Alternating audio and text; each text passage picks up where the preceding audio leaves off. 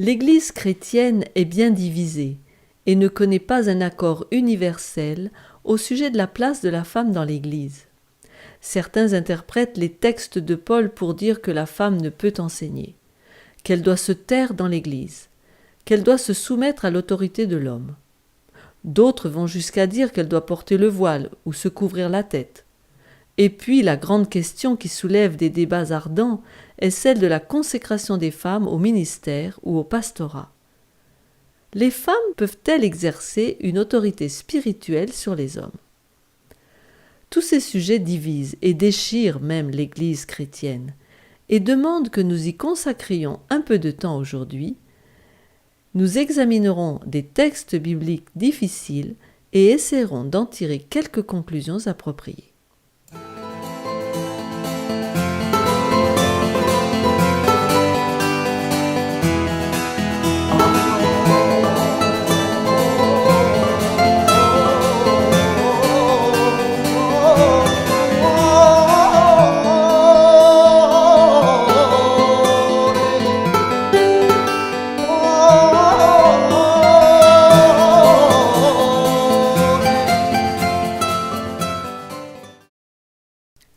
La place de la femme dans l'Église.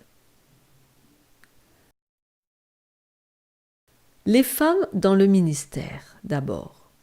Tout d'abord, y a-t-il un ministère utile et nécessaire pour les femmes dans l'Église ? La réponse est oui, bien sûr. Les femmes ont joué des rôles importants dans l'histoire sacrée et même dans des ministères. L'histoire du christianisme porte témoignage du fait que la vie des congrégations a tourné autour du dévouement des femmes fidèles ayant eu l'esprit de sacrifice.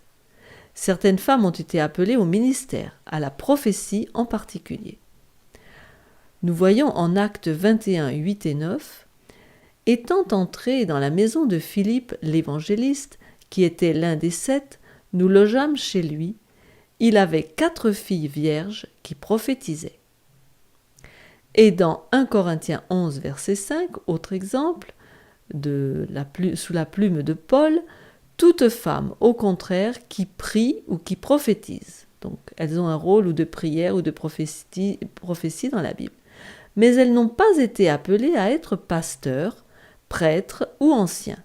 Ce rôle est un rôle de direction spirituelle associé dans la Bible à Dieu le Père.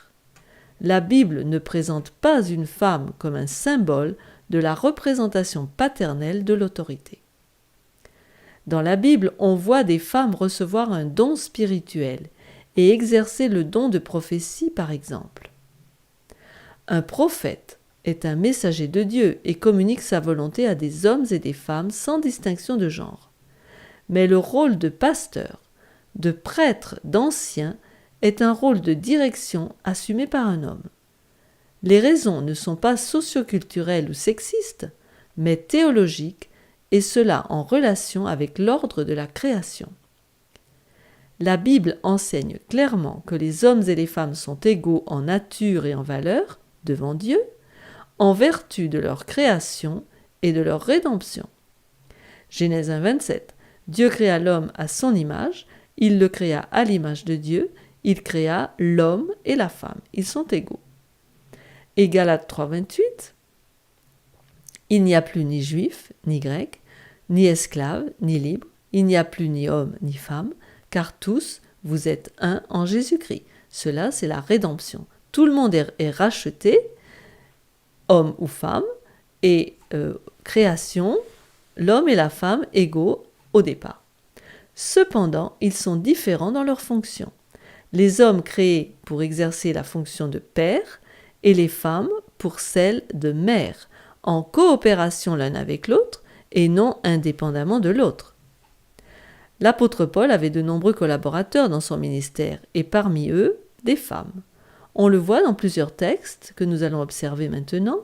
Romains 16, verset 3, « Saluez Prisca et Aquilas, mes compagnons d'œuvre en Jésus-Christ. » Acte 18, 26, il se mit à parler librement dans la synagogue. Aquilas et Priscille, l'ayant entendu, le prirent avec eux et lui exposèrent plus exactement la voix de Dieu. Priscille, ou Prisca, dans certaines traductions, était une femme éduquée et un instructeur capable. En Romains 16, versets 6 et 12, saluez Marie qui a pris beaucoup de peine pour vous, saluez aussi Tryphène et Tryphose qui travaillent pour le Seigneur, saluez Perside, la bien-aimée, qui a beaucoup travaillé pour le Seigneur. Marie, Tryphène, Tryphose, Perside étaient des ouvrières pour le Seigneur. Et Romains 16, verset 7, saluez Andronicus et Junias, mes parents et mes compagnons de captivité, qui jouissent d'une grande considération parmi les apôtres et qui ont même été en Christ avant moi. Junias fut emprisonné avec Paul pour sa foi. Sans citer, bien sûr, Marthe et Marie, Phoebé, Eunice, Loïs, Tabitha. Phoebé était particulièrement recommandée par Paul en tant que diaconesse et aide de plusieurs. En Romains 16, versets 1 et 2, « Je vous recommande Phoebé, notre sœur, qui est diaconesse de l'église de Sancrée, afin que vous la receviez en notre Seigneur d'une manière digne des saints et que vous l'assistiez dans des choses où elle aurait besoin de vous, car elle a donné aide à plusieurs et à moi-même. » En ce sens, Paul donne l'exemple du type de comportement et de respect qu'un homme doit avoir à l'égard d'une femme de cette envergure. Cependant, et en dépit du fait que la femme fut créée en dernier, suggérant qu'elle était le couronnement de l'acte créateur, en dépit du fait que Dieu n'a pas restreint la fonction prophétique et celle de juge aux hommes, voyez Juge 4, verset 4, en dépit du fait que les femmes furent les premières témoins de la résurrection de Jésus, Jean 20, verset 16, en dépit du fait qu'une femme nommée Anne est identifiée comme une prophétesse et proclame l'Évangile, voyez Luc 2, verset 38, en dépit du fait que Priscille est l'une des collaboratrices de Paul dans la mission de répandre l'Évangile, voyez Actes 18, verset 26, en dépit donc de tous ces faits, il est un fait incontestable que Jésus n'a pas choisi et nommé une femme comme apôtre. Et ce n'est pas une question de contexte social au 1er siècle, puisque l'on a vu que les femmes pouvaient être appelées au ministère prophétique et même à prêcher l'Évangile. Alors, pourquoi Jésus n'a-t-il pas choisi des femmes, ou plutôt qu'il a choisi que des hommes comme apôtres ? La réponse est que Jésus n'était pas guidé par la culture ou la coutume dans sa souveraine décision. Cette décision était mûrie après une nuit de prière. Jésus n'était pas un lâche ou une mauviette. Il a défié de nombreuses fois les traditions culturelles par souci des principes divins. Si la culture de son époque était discriminatoire et injuste envers les femmes, et si son souci numéro 1 avait été de faire justice aux femmes, Jésus aurait certainement défié sa culture et nommé quelques femmes comme apôtres. Mais il ne l'a pas fait. Alors voyons la position biblique. Jésus ne l'a pas fait parce que du point de vue biblique, Christ est le chef de l'homme et l'homme est le chef de la femme. 1 Corinthiens 11, verset 3. Je veux cependant que vous sachiez que Christ est le chef de tout homme, que l'homme est le chef de la femme et que Dieu est le chef de Christ. Dans le mariage, le mari est le chef ou la tête de la femme sur le même plan que Christ est le chef ou la tête de l'Église. Pour le mot chef, revoyez notre première étude sur la femme, sur la condition féminine, qui explique ce qu'est le chef, le képhalé. Éphésiens 5, 23. Car le mari est le chef, képhalé, de la femme, comme Christ est le chef de l'Église, qui est son corps et dont il est le sauveur. Le principe établi là est que la direction de l'Église réside en Christ, qui est le chef, et dans le mariage chrétien, la direction est pour le mari, qui est la tête ou le chef de la femme. Ceux qui ne veulent pas se soumettre à ce plan sont libres de ne pas se marier. Et s'ils restent célibataires, le principe de la virginité doit être maintenu pour le disciple de Christ baptisé. Le mariage entraîne ses devoirs et ses obligations devant Dieu, ainsi d'ailleurs que le célibat. Le rôle de la femme dans les Écritures est défini comme celui de l'aide. D'après le texte de Genèse 2, au verset 18, « L'Éternel Dieu dit, « Il n'est pas bon que l'homme soit seul, je lui ferai une aide semblable à lui. » Ceci suggère un rôle approprié aux besoins de son époux, un rôle complémentaire. Bien qu'égaux aux yeux de Dieu, la femme aide son mari en l'encourageant à exercer son rôle de direction dans la famille et à accomplir ses obligations en tant qu'homme. L'acceptation de ce rôle n'en fait pas une inférieure à son mari, mais une femme fidèle à son Dieu. Le même principe s'applique à l'homme dans ses rapports avec sa femme. Elle a besoin de son amour tendre et infaillible pour lui rester soumise et accomplir ses obligations de femme. Dans l'économie divine, les hommes et les femmes ont chacun une place spéciale désignée par leur Créateur. Honorer le dessein divin s'applique aussi bien à l'homme qu'à la femme. Il n'est pas question de supérieur ou d'inférieur, mais plutôt de permettre à Dieu de déterminer les rôles, et pour les hommes et pour les femmes, d'accepter ce plan dans la foi et l'obéissance. Et c'est ce qui n'est pas facile. En somme, l'amour du mari pour sa femme, exercé dans sa direction ou leadership, et l'amour de la femme pour son mari, exercé dans sa soumission, sont un symbole de la relation qui devrait exister entre Christ et l'Église, son épouse. Et cela, l'Église primitive le prenait très au sérieux. C'est pourquoi elle tenait au principe de la distinction des rôles. Après avoir exposé les principes généraux de la condition de la femme dans l'Église, j'aimerais m'intéresser à des passages bibliques pertinents. La Bible n'aborde pas tous les sujets de la vie courante. Elle ne parle pas de l'usage du tabac, par exemple. Cependant, elle contient des principes qui s'appliquent à ce sujet. Je pense qu'il en est de même pour ce sujet de la femme. Dans les détails, on ne peut pas savoir exactement, mais il y a des principes généraux que l'on doit tirer des textes de Paul. C'est ainsi que nous examinerons certains passages bibliques sous la plume de Paul et nous focaliserons notre attention sur leur source, la source de ce conseil, le contexte dans lequel il est donné et les principes qu'il enseigne. Il nous faut remarquer dès le départ l'origine de son message. En Galates 1, versets 11 et 12, « Je vous déclare, frères, que l'évangile qui a été annoncé par moi n'est pas de l'homme. » Ce n'est pas de lui donc. « Car je ne l'ai ni reçu ni appris d'un homme, mais par une révélation de Jésus-Christ. » Paul parle donc par l'autorité du Seigneur. 1 Corinthiens 14, 37, « Si quelqu'un croit être prophète ou inspiré, qu'il reconnaisse que ce que je vous écris est un commandement du Seigneur. » Donc son autorité vient de son inspiration. Quand ce n'est pas le cas, c'est-à-dire qu'il n'a pas reçu un enseignement direct de Jésus, il le précise. Regardez 1 Corinthiens 7, verset 12 et verset 25. Il dit « Aux autres, ce n'est pas le Seigneur, c'est moi qui dis. Si un frère a une femme non croyante et qu'elle consente à habiter avec lui, qu'il ne la répudie pas. » Verset 25. « Pour ce qui est des vierges, je n'ai point d'ordre du Seigneur, mais je donne un avis, comme ayant reçu du Seigneur miséricorde pour être fidèle. » Paul était un homme très prudent et fidèle à la révélation reçue de Dieu. Les écrits de Paul ont été acceptés comme faisant autorité, non pas en vertu de leur agrément avec la culture contemporaine, mais parce que l'Église reconnut l'évidence de l'inspiration divine et donc leur véracité et exactitude. Prenons notre premier texte pertinent. Galates 3, 26 à 28.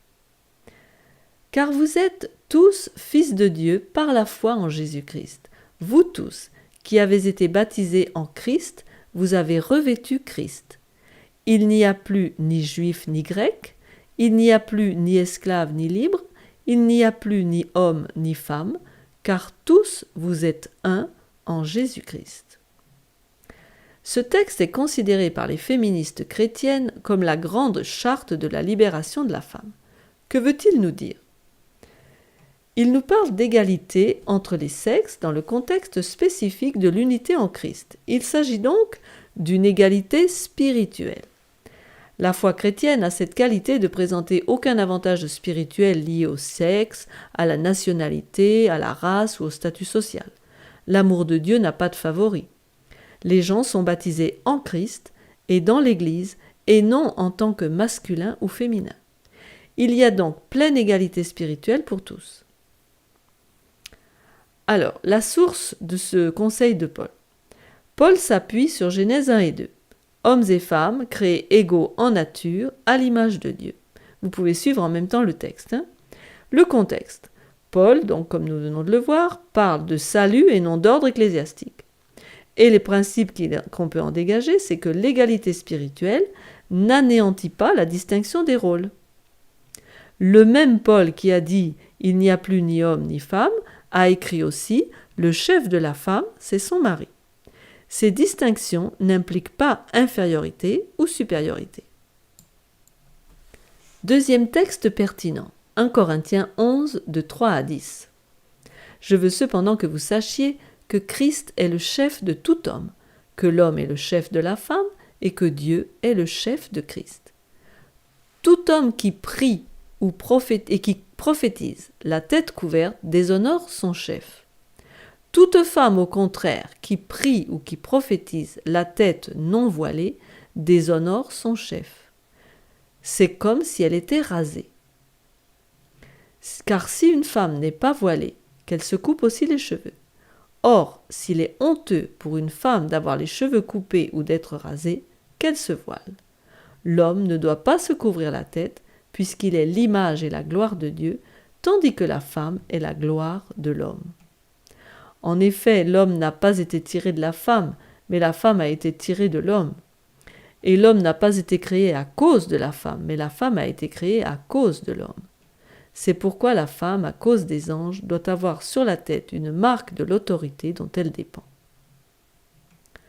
Il est certain que la plupart des étudiants sérieux et des spécialistes de la Bible reconnaissent que les interprétations de ce texte posent des problèmes. Cependant, les questions importantes qu'il aborde sont claires. On essaiera de répondre à 2 questions. Je ne rentrerai pas dans tous les détails du texte. Première question. Pourquoi les femmes devaient-elles se couvrir la tête? Et deuxièmement, quelle est la signification de ce texte et de ce geste plutôt dans l'Église aujourd'hui? On notera d'abord que Paul reconnaît que les femmes peuvent prier ou prophétiser dans le culte public.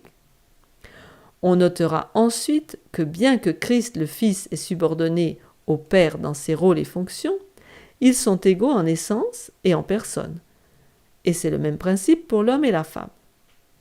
Différents dans leurs rôles et fonctions, mais égaux en essence et en personne. La femme peut donc exercer un ministère de la parole dans l'Église, mais elle doit reconnaître une structure d'autorité ordonnée par Dieu. En effet, le fait de se couvrir la tête doit être vu comme un symbole de la reconnaissance par la femme de l'autorité de l'homme. Il est son chef. Ainsi, si la femme se découvrait la tête quand elle priait ou prophétisait pendant le culte, cet acte était perçu comme un signe de rébellion contre l'autorité divinement établie. Elles agissaient sans honte, se comportaient comme des hommes, et cela engendrait de la confusion des sexes. Elles pouvaient prier ou prophétiser, mais de manière à indiquer leur soumission au leadership masculin. Et le voile, ou la tête couverte, était un symbole de cette soumission. Cela veut-il dire que la seule manière de démontrer leur adhérence au principe direction-soumission est de se couvrir la tête pendant le culte pour les femmes? À notre époque, bien sûr. On peut avoir à ce sujet différentes opinions.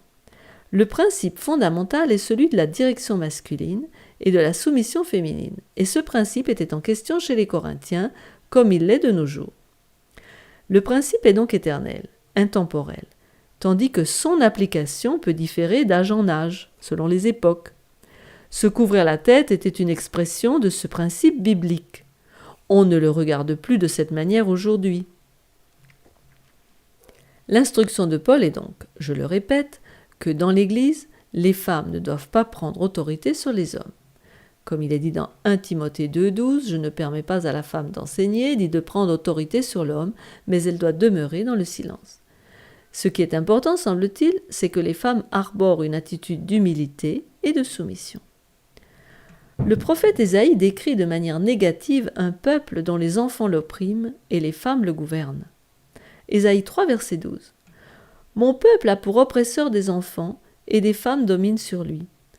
Mon peuple, ceux qui te conduisent t'égarent, et ils corrompent la voie dans laquelle tu marches. » Oui, quand les femmes dirigent, tout le monde y perd, car ce qui est en jeu, c'est la perte de la masculinité et de la féminité. Ainsi, bibliquement parlant, la gouvernance masculine n'est pas en conflit avec l'égalité. Et il nous faut bien observer aussi que des expressions culturelles telles que se couvrir la tête, le baiser de salutation ou le retrait des chaussures dans la présence de Dieu ne peuvent être mises au même niveau que la relation homme-femme ou mari-épouse.